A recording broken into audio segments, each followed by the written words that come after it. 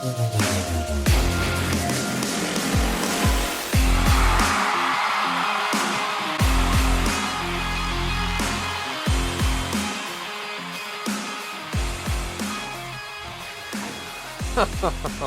man. All right.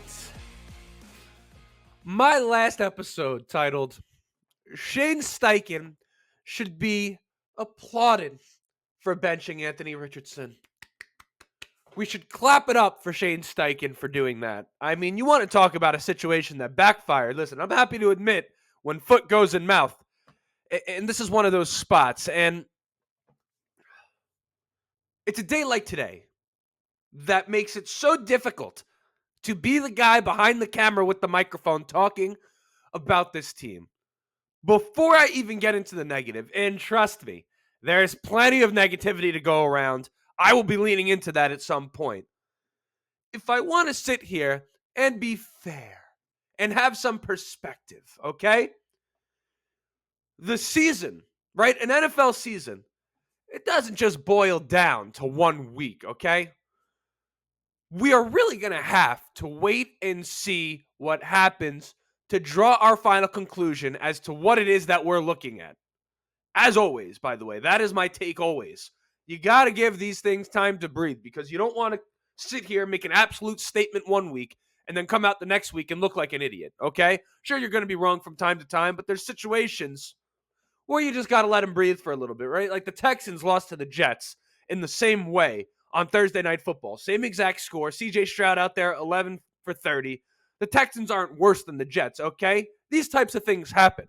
Football is not an easy game, and the margin for error in the NFL is so slim. It's any given Sunday for a reason.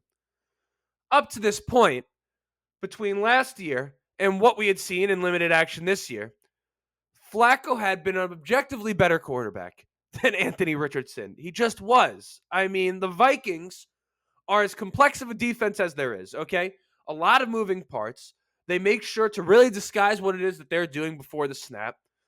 And between, again, what we had seen from Flacco last year and what we'd seen this year, it was hard to not feel like this offense would have been more consistent with Flacco, and particularly going into a game on primetime football where you're versing one of the more confusing defenses in the NFL. It just seemed like perhaps going with the veteran, decent timing. 44% completion out of Anrhony Richardson. You just can't live with that in the NFL. You can't. Let alone everything else that was going on coming into the week, right? We all know the narrative and the story that was going on. There's no need to rehash it. Now, I'm not sure Anrhony Richardson would have fared any better in this game. Like, you look at what the Vikings were throwing at the Indianapolis Colts, I'm not sure Anrhony Richardson would have dissected that any better than Joe Flacco. In fact, based off the evidence, it's pretty fair to say that at least as a passer, he probably wouldn't have. But you can't help but wonder, in scenarios where Flacco was getting sacked and he had no other option but to just go down, in a game where there just wasn't a whole lot of offense, you just wonder if there were yards to be had there with Anrhony Richardson. Now, this game doesn't technically prove that they should not have benched Anrhony Richardson, which of course is going to be the narrative coming out. But what I'm starting to learn about the Indianapolis Colts, in fact, what I already technically know, and perhaps just didn't want to face the reality of, and didn't want to say and speak into the universe, is that when it comes to this quarterback position, whichever scenario is the most painful, whichever is going to cause the most drama, whichever scenario is going to feed into the negativity and give fans a reason to be sad and angry, that's the scenario that you're most likely going to see play out. And you don't want to be just the doom and gloom guy, right? Like, you don't want to just overreact to what it is that you're looking at. But there is so much to bitch about after this game. It's hard to even know where to start. I mean, just for starters, how in the hell do you go out there with Joe Flacco and get the same exact result on offense, like to a T, even the throws that were being made? I mean, Flacco up to this point in the season, the primary difference between the Colts offense with him and the Colts offense with Anrhony Richardson, at least for the most part, is that Flacco was letting the game come to him. He wasn't trying to force anything. He was making the disciplined throws. He was making the boring throws that sometimes are the better throw. He had not forced the action for the most part.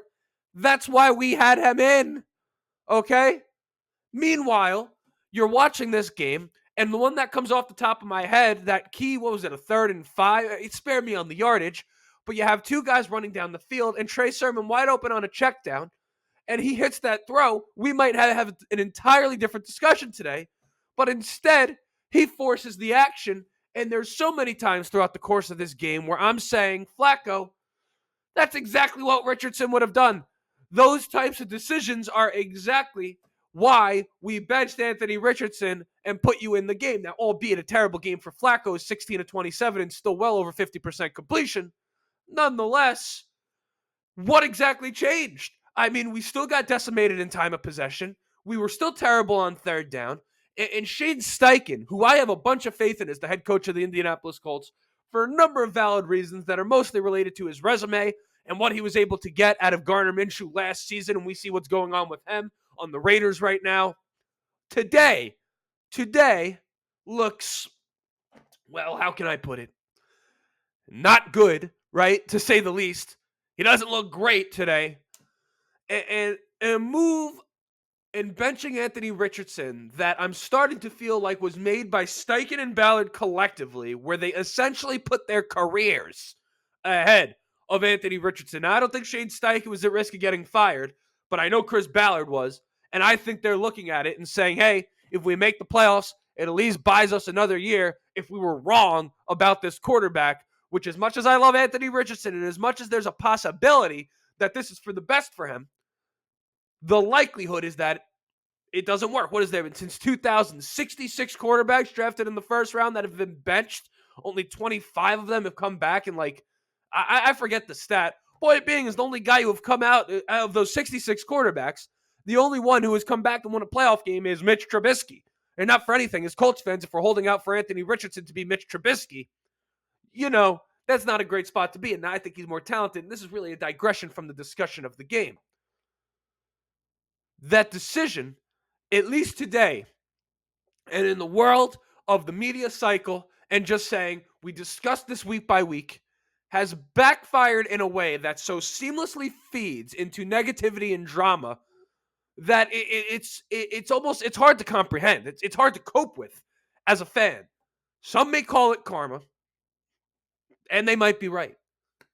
We're going to talk about some of my biggest gripes with this game because it's not even just that. It's many other things. And then at the end, we'll talk about some of the positives if we can find them. But before we do, you know what it is. My name is Justin. This right here is the Riding the Bench Colts podcast. As always, ask anyone on YouTube and enjoying the show. And as a sorry-ass Colts fan like me, go ahead, shoot it a like. It's going to help me get out to as many of us sorry fucks as humanly possible. Of course, subscribe if you want to be a part of the journey. We're trying to get to 3,000 subscribers over here on the YouTube channel. Audio listeners, leave a 5-star review. Let everyone know how much you like the show. And back to talking about the game. Beyond the quarterback situation, running the football. Why can't that be done? And I know a lot of you guys are going to say, oh, man, well, without Anrhony Richardson, you lose so much in the running game. And with Flacco, we weren't running the ball well to begin with. Yes, fair. Those both are true. But when we saw Flacco, he didn't have Jonathan Taylor, for starters. Okay?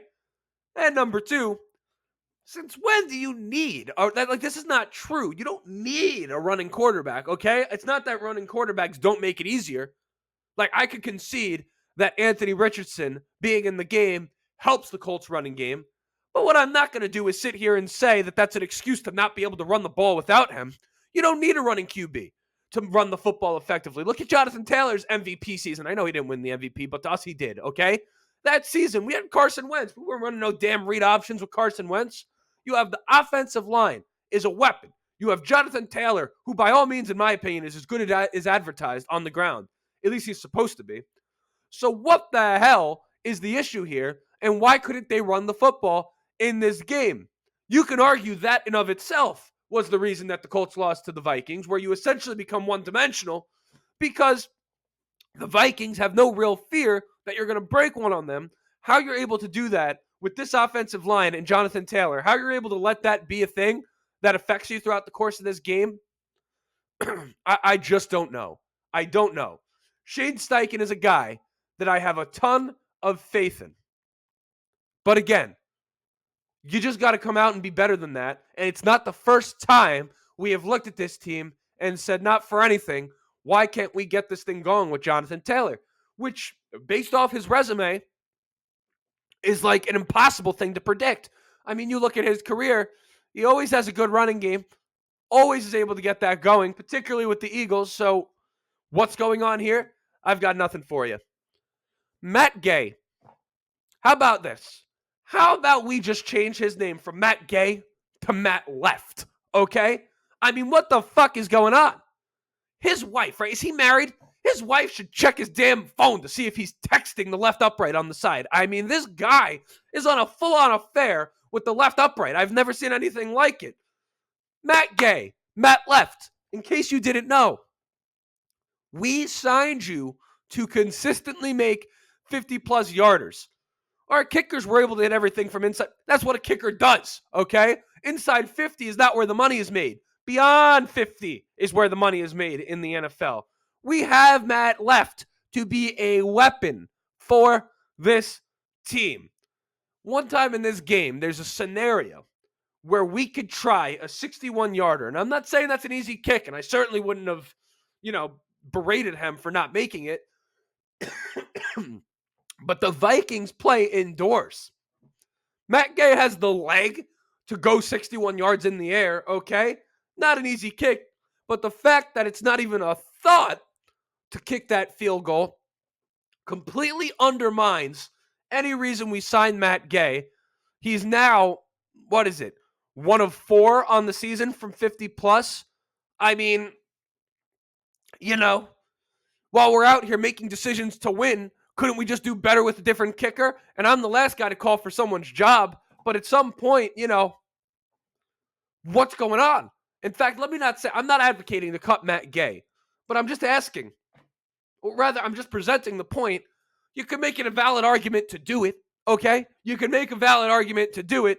It's completely aggravating to watch him kick the field goal and watch him with my roommate. And before the game even starts, I'm telling him, I said, this guy, Matt Gay, gives me agita. I said, the stats show one thing, but you watch him, and every time he kicks it, you're like, oh. Pause. That was kind of, it was a little whatever. And then sure enough, the entire game, left. It's like, it's just another one of those deals. Only the freaking Colts do you see this type of thing. And I know you guys don't love to hear me complain. Some of you I might be feeding right into what you want. But again, it's hard to be positive today. What do you want? And then, of course, what the hell do you do at quarterback now? Most importantly, okay? At least the defense. Let me not even go there. That's the positives. That's after the fact. At quarterback right now, you got to stick with your guns to be taken seriously at all, right? Like, what are you going to do? Go back to Richardson, get the same result, and then what? Like, it's just, I don't see an issue. Like, overall, if they felt, right, number one, if the locker room felt that was the right decision, if between the locker room and Shane Steichen, and that alone, right there, those two factors, if they viewed it as the best move to give them a chance, a better shot at the playoffs, I don't see an issue with playing for the playoffs. I know some of you guys think that doesn't matter. To me, do waste seasons. If you think you can make the playoffs with a guy, you make the playoffs with a guy. I don't have a problem with that. That's never a bad thing. But right now, after a night like that, it's kind of hard to be optimistic of the Colts' ability to do that. And it's just tough to be a fan of this team at the current moment. I really don't even know where else to go from there. Some of the positives in this game.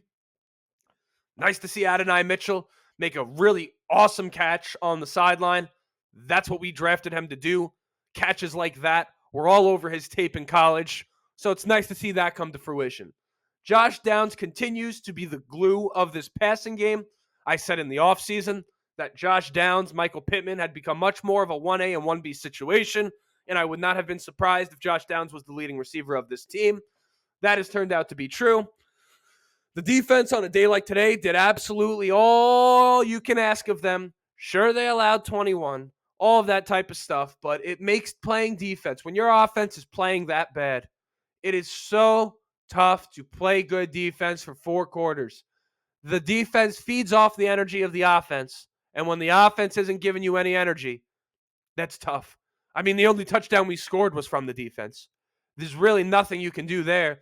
Poor Jalen Jones out there matched up on Justin Jefferson. I'm not going to hold it against him. I mean, Justin Jefferson just goes out there and absolutely takes people's lunch money on a weekly basis. It's what he does. I mean, what are you supposed to do out there? You got Samuel Womack and Jalen Jones against Justin Jefferson. I mean, you could put the best corner in the league against Justin Jefferson and he gets cooked. So it was on the offense today to show up and win, and not for anything. The Colts defense played more than good enough for this team to come out there and win. And right now, I don't even know what to do. I don't even know what to do. It's 1 week. We're 4-5. We go out. We play next week. Maybe things are different, and we'll go from there. I mean, what the hell is on your guys' mind after that game? That's the episode. That's all I got. Until next time, my name is Justin. This right here was the Riding the Bench Colts podcast. And as always, for fuck's sake, go Colts.